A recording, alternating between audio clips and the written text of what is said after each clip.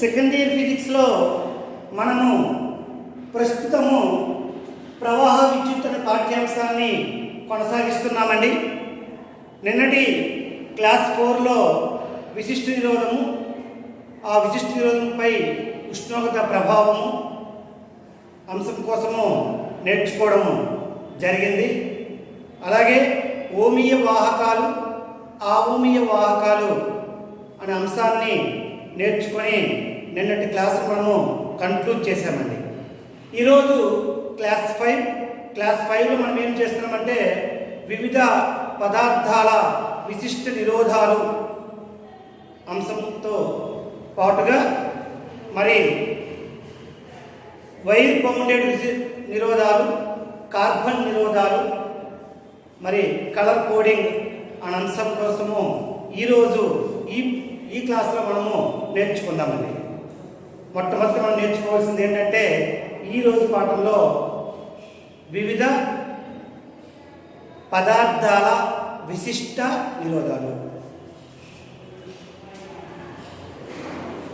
వివిధ పదార్థాల విశిష్ట నిరోధాలు. మనము ఇదివరకే స్థిర విద్యుత్ అనే పాఠ్యాంశంలో విద్యుత్ ప్రవహించే పదార్థమును ఆధారం చేసుకొని పదార్థాలని ముఖ్యంగా 3 రకాలుగా విభజిస్తున్నామని చెప్పుకున్నామండి. అవి ఏంటంటే బంధకాలు, వాహకాలు, అర్ధవాహకాలు. పదార్థాలు ముఖ్యంగా 3 రకాలండి: బంధకాలు, వాహకాలు, అర్ధవాహకాలు. ఓకేనమ్మా? దాని ఆధారంగా మొట్టమొదట బంధకాలకు విశిష్ట నిరోధము బంధకాలకు విశిష్ట నిరోధము ఎలా ఉంటుందంటే 10⁻14 ఓం మీటర్స్ నుంచి 10⁻18 ఓం మీటర్ వరకు ఉంటుంది. బంధకాల యొక్క విశిష్ట నిరోధం విలువ ఎలా ఉంటుందంటే 10⁻14 ఓం మీటర్ నుంచి 10⁻18 ఓం మీటర్ వరకు ఉంటుంది. అదే లోహాలకు విశిష్ట నిరోధం విలువ ఎలా ఉంటుందంటే 10⁻−8 ఓం మీటర్ నుంచి 10⁻−6 ఓం మీటర్ వరకు ఈ విశిష్ట నిరోధం విలువ ఉంటుంది. అదే అర్ధవాహకాలకు ఎవరికండి? అర్ధవాహకాలకైతే విశిష్ట నిరోధం విలువ ఎంత ఉంటుందంటే 10⁻−1 ఓం మీటర్ నుంచి 10⁻−3 ఓం మీటర్ వరకు ఉంటుంది. అయితే 10⁻−3 నుంచి 10⁻−1 ఓం మీటర్ వరకు ఉంటుంది. ఓకేనమ్మా? అంటే లోహాల యొక్క విశిష్ట నిరోధంతో పోల్చుకుంటే మనకి ఈ అర్ధవాహకాల విశిష్ట నిరోధము లోహాలకు ఉండే వాటిలో 10⁻5 ఉంటుంది. 10⁻5 వంతు ఉంటుందండి. ఎవరికండి? అర్ధవాహకానికి. ఓకేనమ్మా? మనము కొన్ని రకాల పదార్థాలు తీసుకుందామండి. ఆ పదార్థాల విశిష్ట నిరోధ విలువలు తీసుకుంటే మొట్టమొదటిది రాగి అండి. రాగి ఎంతంటే 1.59 × 10⁻−8 ఓం మీటర్. రాగిని ఆంగ్ల పరిభాషలో కాపర్ అంటారండి. కాపర్. ఈ వైర్ ఎక్కడ ఉపయోగిస్తామంటే కనెక్టింగ్ వైర్స్కి ఉపయోగిస్తామండి. కనెక్టింగ్ వైర్స్ అంటే మన గృహ నిర్మాణంలో ఫ్యాన్ నుంచి లైట్కి, ఫ్యాన్ నుంచి స్విచ్కి కనెక్ట్ చేసినప్పుడు ఈ కాపర్ వైర్స్ని కనెక్ట్ చేస్తామండి. ఆ కాపర్ తీగ లోపల ఉంటుంది, పైన ప్లాస్టిక్ తీగ కప్పబడి ఉంటుంది. ఎందుకంటే నేరుగా రాగి తీగతోనే మనం కనెక్ట్ చేస్తే విద్యుత్ ప్రవహించేటప్పుడు మనకు ఆ విద్యుత్ ప్రవాహం యొక్క ప్రభావము మన చేతికి తగలడం వల్ల మనకు షాక్ గురవుతాము. ఇంకా ఎక్కువ సమయం పాటు విద్యుత్ ప్రవాహము మానవ శరీరం గుండా కానీ ప్రయాణిస్తే ఏమవుతుందంటే హార్ట్ బీట్ ఆగిపోయి మానవుడు చనిపోయే ప్రమాదం కూడా అవకాశం ఉందన్నమాట. ఓకేనమ్మా. అందుకే రాగి తీగ మీద మనము రబ్బర్తో ఉండే కవర్ చేసే ఒక కవరింగ్ అనేది ఉంటుందన్నమాట. ఓకేనమ్మా. వెండి, సిల్వర్, వెండి యొక్క విశిష్ట నిరోధకత ఏంటంటే 1.68 into 10⁻⁻8 ohm metre. 1.68 into 10⁻⁻8 ohm metre. వెండి అత్యుత్తమ ఉష్ణవాహకం మరియు విద్యుత్ వాహకం అన్నమాట. అలాగే వెండి తర్వాత మనం చెప్పుకోవాల్సింది ఎవరంటే అల్యూమినియం. అల్యూమినియం విలువ 2.82 ఇంటూ 10⁻⁻8 ఓం మీటర్. ఎవరండి? వెండితో చెప్పుకుంది ఎవరమ్మా? అల్యూమినియం. తర్వాత త్రాగునీరు ఎంత ఉందంటే త్రాగునీరు విలువ 2.00 ఇంటూ 10⁻⁻1 ఓం మీటర్. 10⁻⁻1 అండి, సారీ -1, 10⁻⁻1 ఓం మీటర్. ఓకేనమ్మా. అలాగే ఇంకా మనం రాసుకోవాల్సింది ఏంటంటే గాజు అండి 10.0 ఇంటూ 10⁻10 ఓం మీటర్ గాజు. గాలి విలువ 1.36 into 10⁻16 ohm metre. 10⁻16 ohm metre. ఇది ఈ కొన్ని రకాల పదార్థాల యొక్క మనకి విశిష్ట నిరోధము విలువలండి. కొన్ని పదార్థాల యొక్క విశిష్ట నిరోధం విలువలు మనకి మొన్నటి పాలిసెట్ ఎగ్జామినేషన్లో ఎవరి కోసం ఇచ్చాడండి? గాజు కోసం ఇచ్చాడండి. పాలిసెట్ ఎగ్జామినేషన్ దేని ఇచ్చాడమ్మా? గాజు కోసం ఇచ్చాడండి. 10⁻0 ఇంటూ 10⁻10 ఓం మీటర్. మనము క్లాస్ 2లో అనుకుంటాను. ఈ విలువని చెప్పడంలో మనము చిన్న అక్కడ రీకాల్ చేయలేకపోయాను, అందుకే ఇక్కడ రీకాల్ చేశాను అనమాట. ఓకేనమ్మా. 10.0 ఇంటూ 10⁻10 ఓం మీటర్ అండి. ఇది చాలా మనకి ఇంపార్టెంట్ పాయింట్. ఈ గాజులే కాదు, మనకి టేబుల్స్లో అన్ని రకాల ఇంపార్టెన్స్ ఉంటాయి. మనం ముఖ్యంగా కావాల్సిన మాత్రమే నేను ఇక్కడ మీకు ప్రతిపాదించడం అనేది జరిగిందనమాట. ఓకేనమ్మా. విశిష్ట నిరోధము ఎక్కువగా ఉంటే ఆ పదార్థం గుండా విద్యుత్ ప్రవాహము తక్కువగా ఉంటుందండి. విశిష్ట నిరోధం విలువ తక్కువగా ఉంటే ఆ పదార్థం గుండా విద్యుత్ ప్రవాహం సులువుగా ఉంటుంది. కాబట్టి లోహాలకి విశిష్ట నిరోధములు తక్కువ కాబట్టి ఈ పదార్థాల గుండా సులువుగా విద్యుత్ ప్రవాహము ప్రయాణిస్తుంది. కాబట్టి లోహాలను మనం ఏం చెప్తామంటే వాహకాలు అంటామండి. లోహాలను ఏమంటామండి? మనము వాహకాలు అంటామండి. వాహకాలని ఆంగ్ల పరిభాషలో కండక్టర్స్ అంటారండి. ఏమంటారండి? కండక్టర్స్ అంటారండి. వాహకాలని ఆంగ్ల పరిభాషలో కండక్టర్స్ అంటారండి. అర్ధవాహకాలను అయితే సెమీ కండక్టర్స్ అంటారు. బంధకాలను అయితే ఇన్సులేటర్స్ అంటారండి.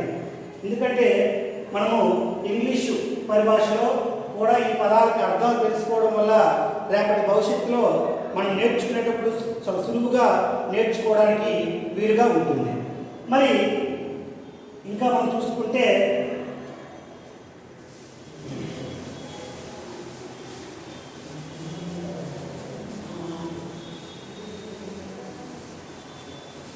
టంగ్స్టన్ పేరు వింటారండి. టంగ్స్టన్కి విశిష్ట నిరోధం ఎక్కువ. అలాగే ఎవరు ఎక్కువ అంటే ద్రవీభవన స్థానం కూడా ఎక్కువండి. టంగ్స్టన్ యొక్క విశిష్ట నిరోధం విలువ ఎక్కువ, ద్రవీభవన స్థానం కూడా ఎక్కువ. ద్రవీభవన స్థానం 3442 డిగ్రీ సెంటిగ్రేడ్ అండి. 3442 డిగ్రీ సెంటిగ్రేడ్. మరి ఈ టంగ్స్టన్కి విశిష్ట నిరోధం ఎక్కువే, ద్రవీభవన స్థానం ఎక్కువే. కాబట్టి దీన్ని మనకి ఎక్కడ ఉపయోగిస్తామంటే బల్బ్ యొక్క ఫిలమెంట్లో వాడతాము. బల్బు యొక్క ఫిలమెంట్ లో వాడతాము. ఎక్కడ వాడతామండి?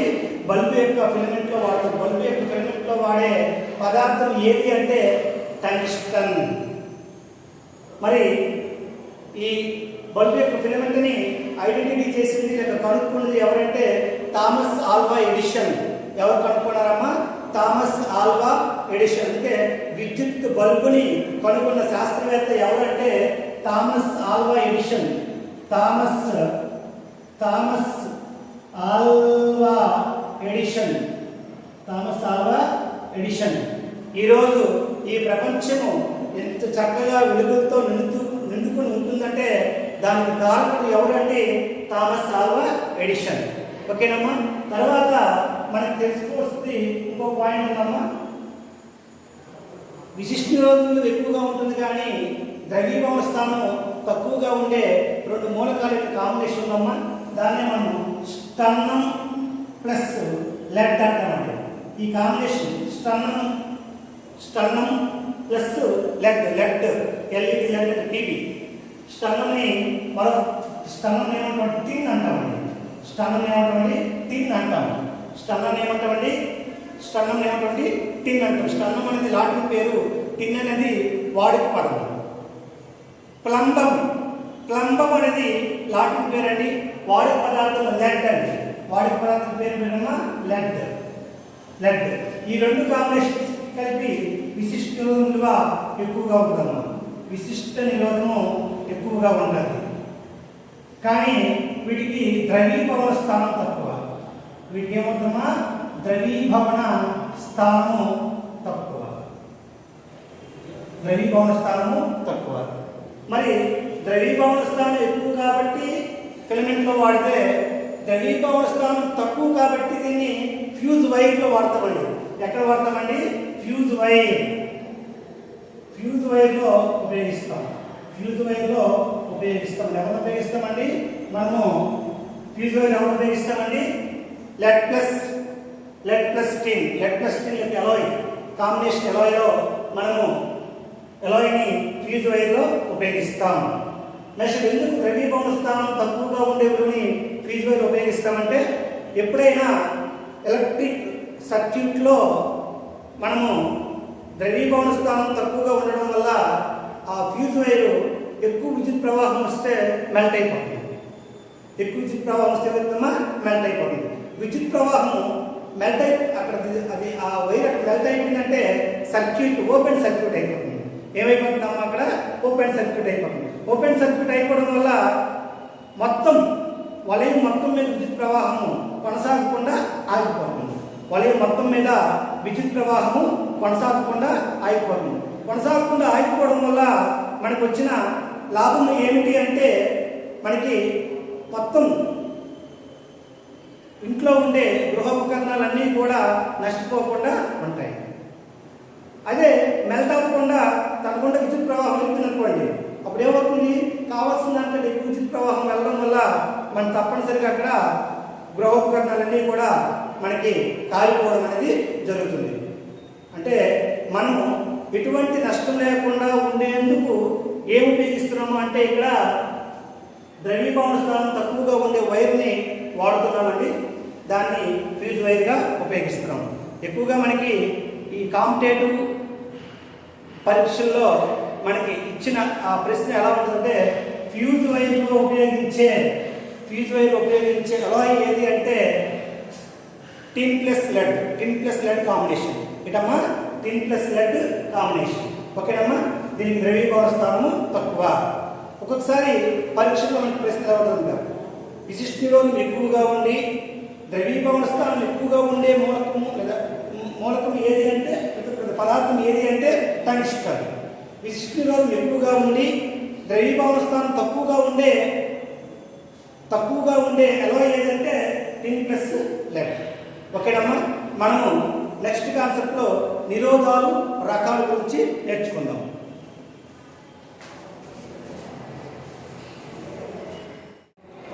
మనకి నిరోధాలు రకాల కోసము చూడండి. నిరోధం అంటే ఏమిటి? విద్యుత్ ప్రవాహ ధర్మాన్ని లేక అభిలక్షణాన్ని వ్యతిరేకించేదే ఎవరండి? నిరోధము. విద్యుత్ ప్రవాహ ధర్మాన్ని వ్యతిరేకించే అభిలక్షణాన్ని మనం ఏమి అంటామంటే నిరోధాలని అంటాము. ఈ నిరోధాలని తయారు చేసే పదార్థాలు రెసిస్టర్, నిరోధకాలు. ఈ నిరోధకాలు రెండు రకాలైన రెసిస్టర్స్. ఒకటి వైర్ బౌండ్ రెసిస్టర్స్, రెండోది కార్బన్ రెసిస్టర్స్ అండి. ఒకటి వైర్ బౌండెడ్ రెసిస్టర్స్, రెండోది carbon resistors. Wire bounded resistors ఒకటండి. రెండోది కార్బన్ రెసిస్టర్స్. ఓకేనమ్మా. వైర్ బౌండెడ్ రెసిస్టర్స్ అంటే ఒక వైరు మీద మరొక వైరు తీగ చుట్టను చుట్టి లేదా కాంబినేషన్ చేసి మనకి తయారు చేయబడిన రెసిస్టర్స్ అన్నమాట. ఉదాహరణ తీసుకుంటే నైక్రోమ్ కానీ, లేకపోతే కాన్స్టెంట్, మ్యాంగనీస్, ఇవన్నీ కూడా 2 లేక 3 రకాల తీగ చుట్టను చుట్టడం ద్వారా ఒక కొత్త నిరోధ పదార్థాన్ని తయారు చేస్తున్నామండి. దానికి ఉదాహరణ మనకి nichrome, nickel plus chromium plus ferrous, nichrome. అలాగే కాన్స్టెంటాన్, ఇవి ఎలాయిస్ యొక్క కాంబినేషన్ నేమ్స్ అండి. ఇవి తెలుగులోనే రాసిన, ఆంగ్ల భాషలో రాసిన ఒకటేనండి. నైక్రోమ్ అంటే నికెల్ ప్లస్ క్రోమియం, కాన్స్టెంటాన్, ఈ రెండు కూడా పదార్థాలు ఉంటాయన్నమాట ఇక్కడ. రెండవది కార్బన్ రెసిస్టర్స్. అంటే కార్బన్ మూలకం మీద రంగును సూచించే విధంగా ఉపయోగించేటట్టుగా తయారు చేయబడింది. ఇవి ఎలక్ట్రానిక్ డివైసెస్లో ఉపయోగిస్తాము. అలాగే మన ప్రాక్టికల్ నాలెడ్జ్ తెలియజేయడం కోసము ఎక్కువగా సెమీ కండక్టర్ ల్యాబ్లో ఉపయోగించే ఎక్కువగా ఏమంటే మనకి కార్బన్ రెసిస్టర్స్. ఇవి ఏంటంటే ఎక్కువ నిరోధాన్ని కలిగి ఉంటాయి. వీటి ఉపయోగం ఏంటంటే కార్బన్ రెసిస్టర్స్లో ఉపయోగపడింది ఎక్కువ నిరోధాన్ని కలిగి ఉంటాయి. ఎక్కువ నిరోధాన్ని కలిగి ఉంటాయి. సైజు చిన్నవండి. చిన్నవి, పరిమాణంలో చిన్నవి, సైజు చిన్నవి. మూడోది కలర్ కోడింగ్. ఏంటమ్మా? Colour coding. మరి ఈ నిరోధం కార్బన్ రెసిస్టర్లో ఉండే నిరోధక విలువని తెలియజేయడం కోసము మనకి ఒక అంటే బండ గుర్తు అంటాము.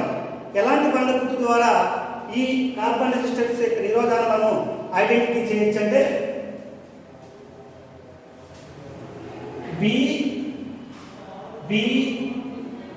Bye Great Britain,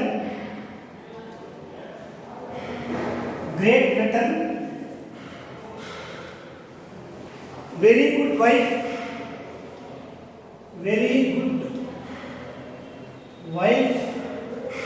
with gold and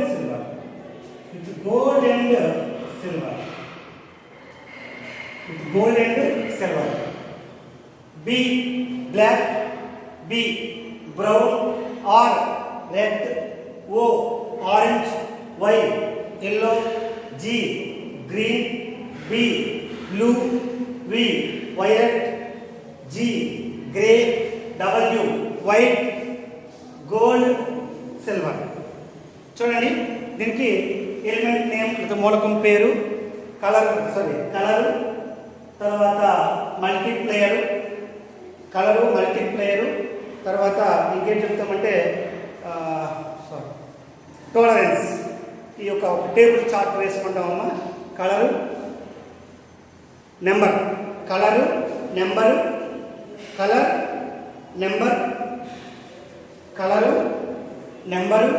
మల్టీప్లేయరు, tolerance అని ఒక చార్ట్ వేసుకుంటామండి.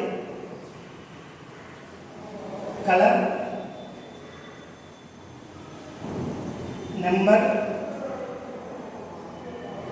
మల్టీప్లేయర్, టాలరెన్స్ అని ఒక చార్ట్ వేసుకుంటాము. ఈ చార్ట్ ప్రకారంగా ఒక కార్బన్ రెసిస్టర్లో 4 బ్యాండ్స్ ఉంటాయి. 4 బ్యాండ్స్కి 4 కలర్స్ ఉంటాయండి. ఆ 4 కలర్ల ప్రకారంగా మనం ఏం చేస్తామంటే ఒక రెసిస్టెన్స్ వాల్యూని మనము ఐడెంటిఫై చేస్తామండి. కలర్లో ఫస్ట్ ఎవరండి black, second one brown, red, orange, yellow, green, blue, violet,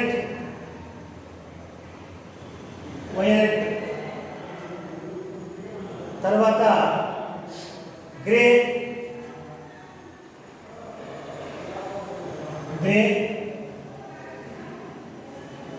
gold, silver, grey తర్వాత వైట్ అండి, వైట్కి వైట్,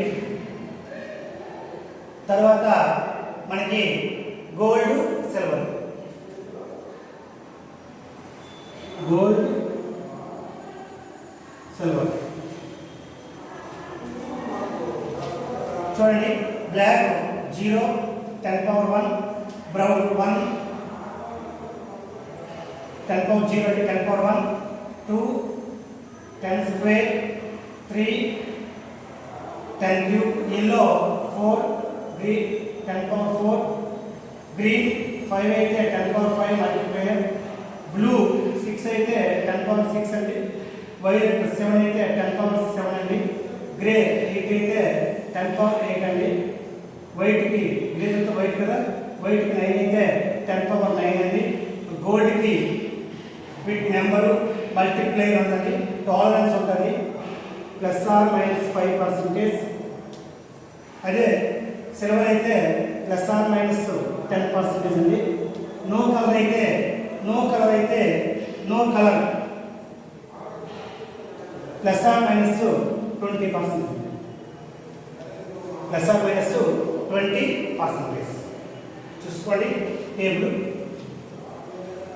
ఇప్పుడు మనకి పరీక్షల్లో మనకి ఇచ్చే ఒక ప్రశ్నని మనం చూద్దామండి. ఒకటి, ఒక కార్బన్ రెసిస్టర్ తీసుకున్నామండి. దీనిలో 4 బ్యాండ్స్ ఉంటాయి. 4 బ్యాండ్స్ 4 కలర్స్ ఇండికేట్ చేస్తాయి.